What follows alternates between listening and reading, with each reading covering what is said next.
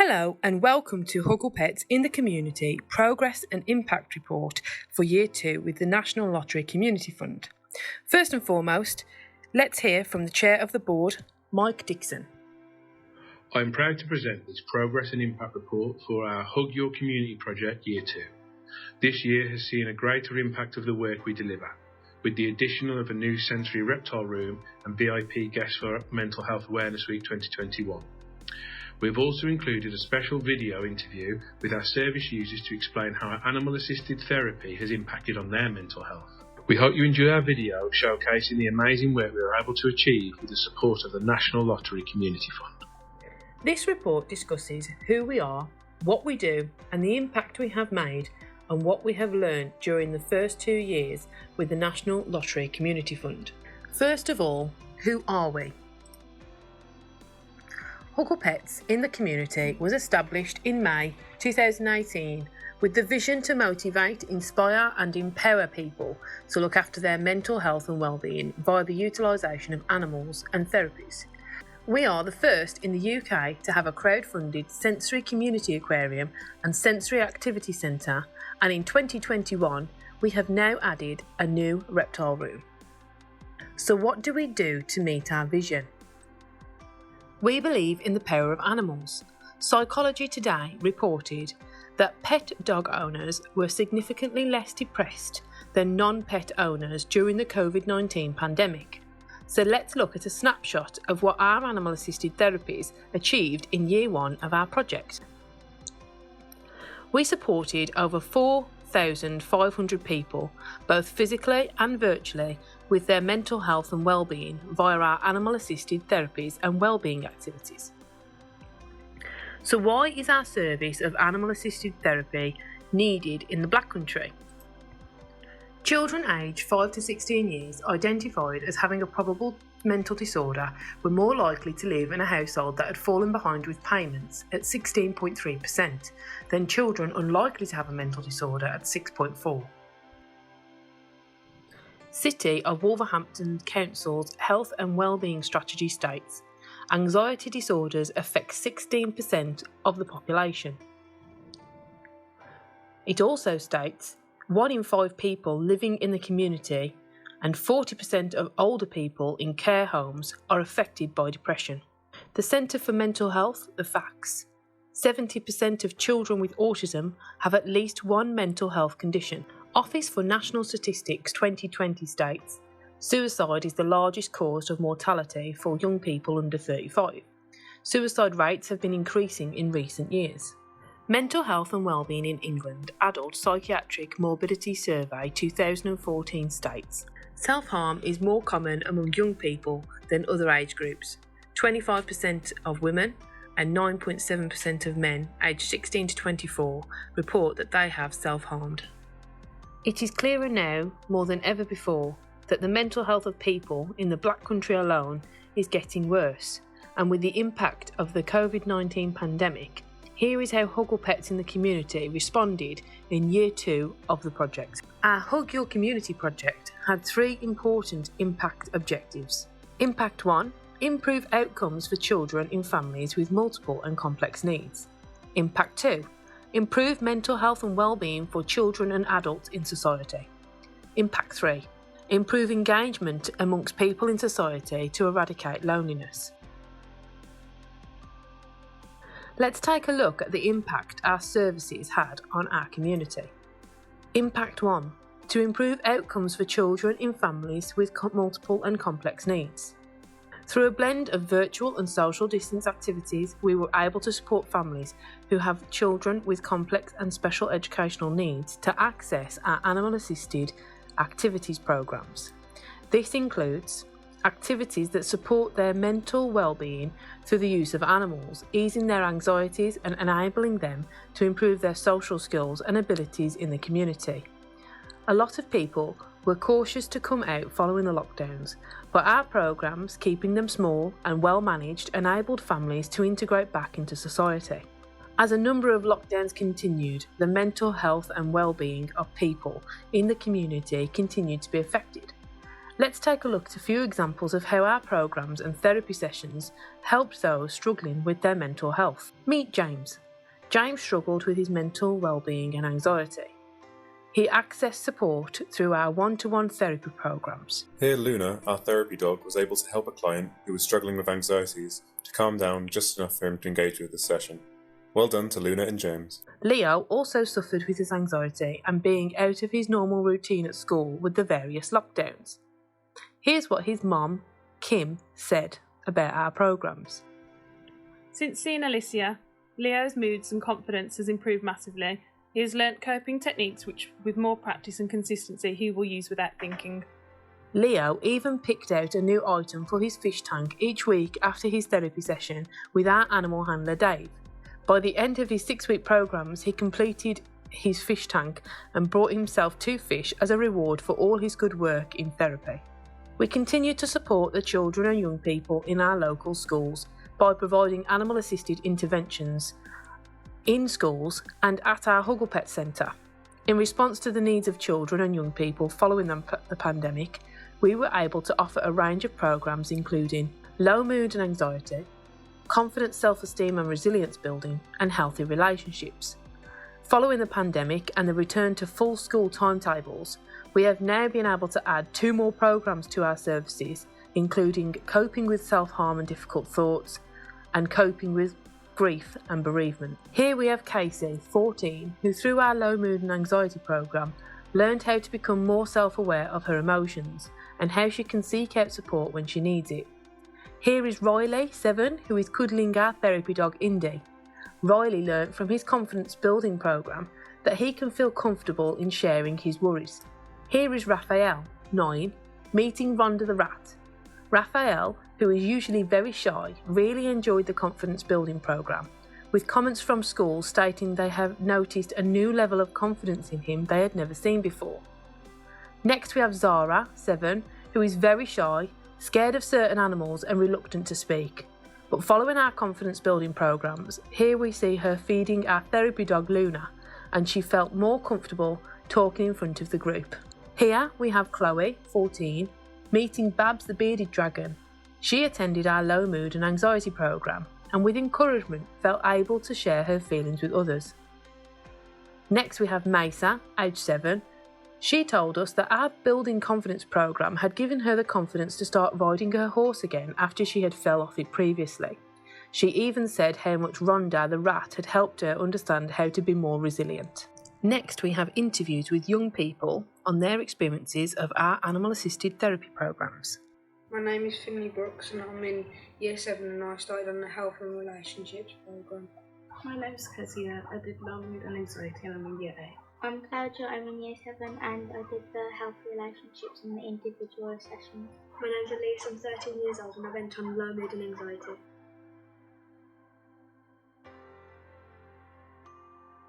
No. I did know about it but I never done it before.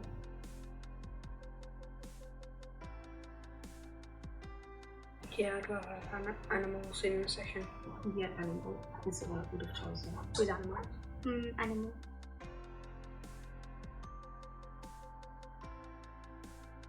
Talking about how we felt and how the animals might have felt.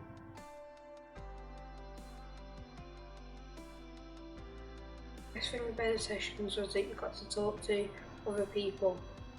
You got to talk to like your mentor in a way and got to stroke animals and talk about feelings.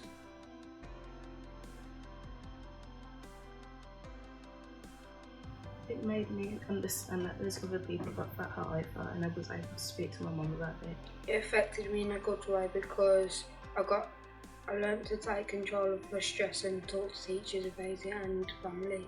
Ways to cope with my anxiety.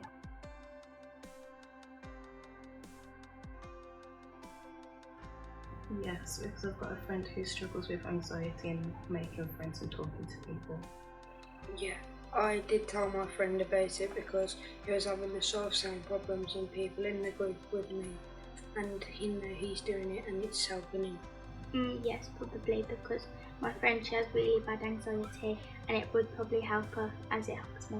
Yes, definitely, because my mate suffers with low mood and she doesn't get out as often, and I think it would be better for her to talk to someone about it, and it would be much calmer with animals.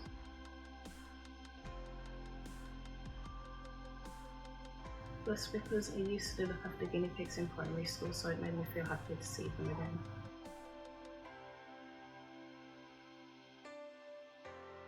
I found it more comfortable because then I kind of found it as in like nobody else like knew other than my therapist.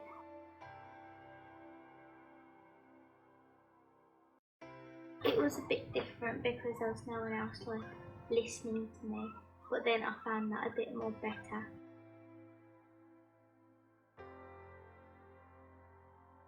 How to control mental health and everything, and how the difference between good relationships and bad relationships.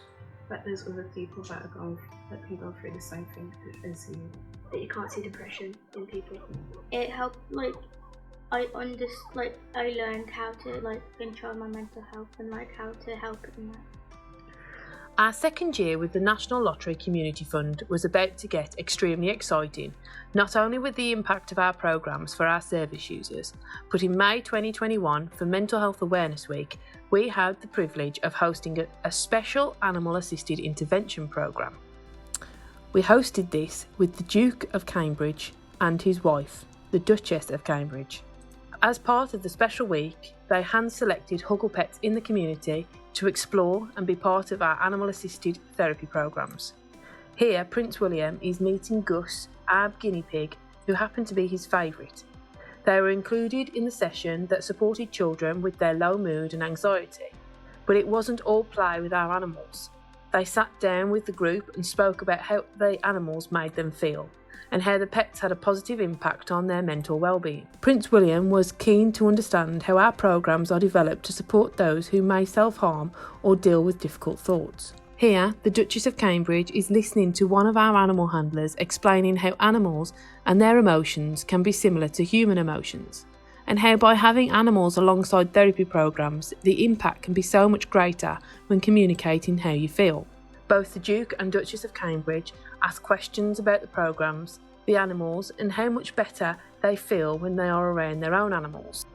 Near the end of the sessions, their Royal Highnesses enjoyed visiting the community aquarium for some relaxation and exploration.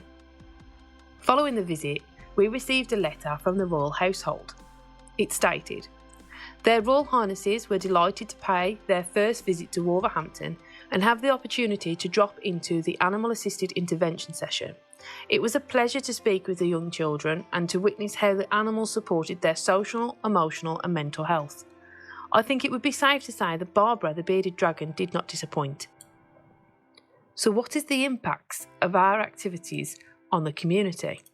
Over the last 2 years, the pandemic has increased the isolation and loneliness of people in the community.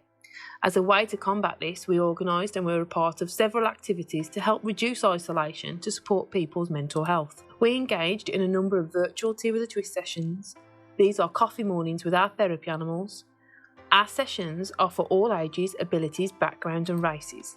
We really enjoy meeting with members of the community and helping them make new friends and combat isolation. Here are some statements and feedback from our partner organisations, service users and the Head of Children's Strategies and Partnerships for Wolverhampton Council.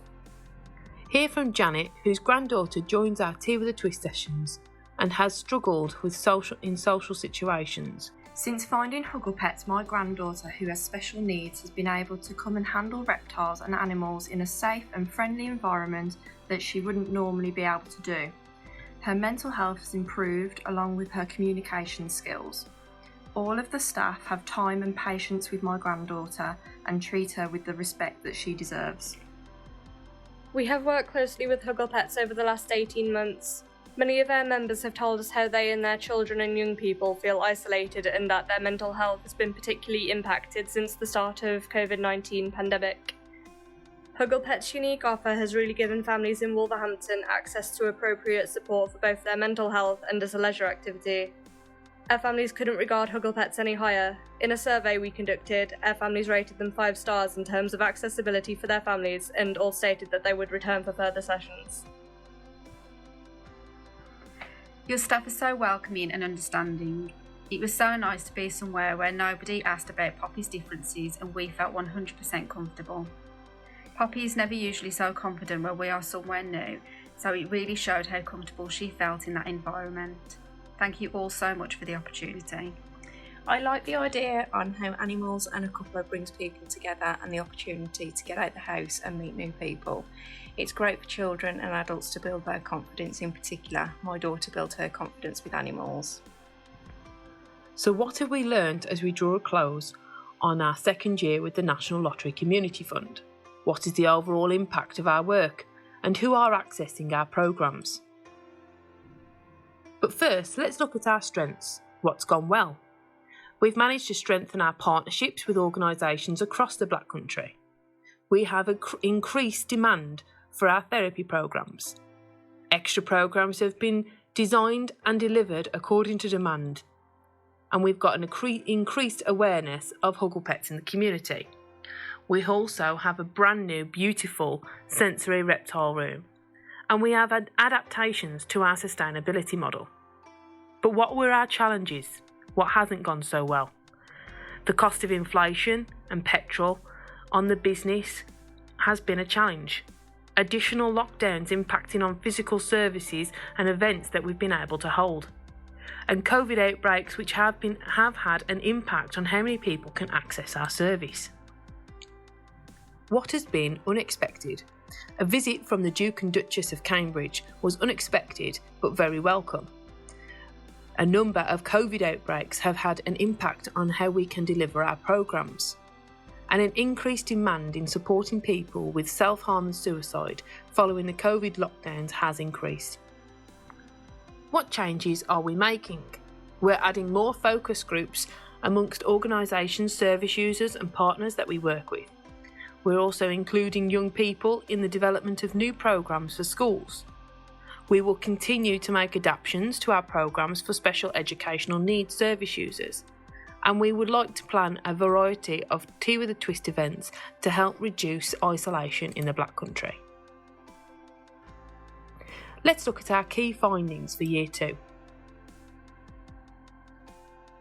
Animal assisted therapy. In the last 12 months, 48% of males and 52% of females have accessed our animal-assisted therapy programmes. This is an increase of 14% for males accessing support, with a total of 479 people attending our therapy programmes. The age ranges of service users are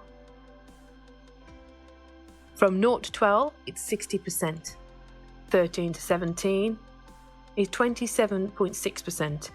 And adults of 18 plus is 12.3%. The demographic of service users are 67.5% Wolverhampton, 15.8% from Walsall, 5.6% from Dudley, and 8.2% from Sandwell, and 2.9% from other areas. Ethnicities of service users: 57.1% are white, 4.7% Asian, 9.4% black, or 5.4% of any other mixed background, and 23.5% have not declared.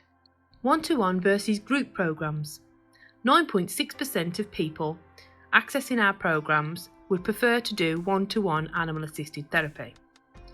78.7% would prefer to do group animal-assisted therapy or animal-assisted intervention programmes, with 11.7% of people accessing our animal-assisted activities group workshops.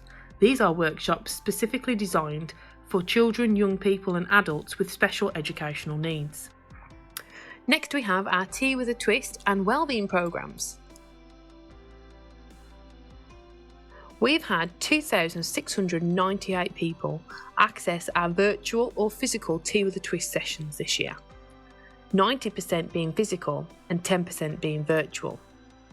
Age ranges of service users for Tea with a Twist: we have 22.4% is 0 to 12, 4.4% is 13 to 17 year olds, 60.7% is 18 plus, and 12.5% have not declared. The demographics of service users for Tea with a Twist: Wolverhampton is 70.6%, Walsall is 3.6%, Sandwell 4.1%, and other or not declared is 21.8%. The ethnicities of service users for Tea with a Twist: 70.8% is white, and 6.2% is from BAME communities, and 23% is not declared. We have had 24 volunteers support our programmes and activities last year, some with multiple special educational or mental health needs as well as corporate volunteers. 88% of service users supported were under the age of 18. 90.4% engagement of physical Tea with a Twist sessions.